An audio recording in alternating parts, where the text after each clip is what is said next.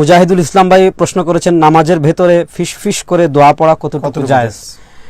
এখানে একটা হলো কিরাআত এর সর্বনিম্ন মিকদার, যেটা হাফিজ ইবনুল হুমাম রাহিমাহুল্লাহ ফাতহুল কাদিরে লিখেছেন বা আমরা হেদায়াতে ওই মাসালা পড়ে এসেছি, যে ইয়াসমা নাফসান, যে আপনি যখন দোয়া করবেন কমসে কম এটা সর্বনিম্ন উচ্চারণ, মাখরাজ এবং সিফাত সহ উচ্চারণ করা, কমসে কম নিজে শোনা। যদি আপনি নিজে না শুনেন তাহলে এটা কিরাআতের পর্যায়ে আসবে না। আপনি দোয়া নামাজে ফিস করে করতে পারেন, আবার আপনি নিজেও শুনতে পারেন, আবার যে সকল জাহরি কিরাত রয়েছে সেগুলোতে আপনি আপনার মতো করে দোয়া করতে পারেন। এখানে দোয়া শুধু উচ্চারণ হওয়া শর্ত, এখানে মিকদার এতটুকু হতে হবে। বাকি এতটুকু এমনভাবে আপনি মনে মনে পড়লেন যে যেটা আপনার মুখ থেকে মাখরাজ হরফ উচ্চারিত হলো না, বা যেটা আপনি মাখরাজ অনুধাবন করলেন না, তাহলে কিন্তু সেটা দোয়া হিসাবে গণ্য হবে না।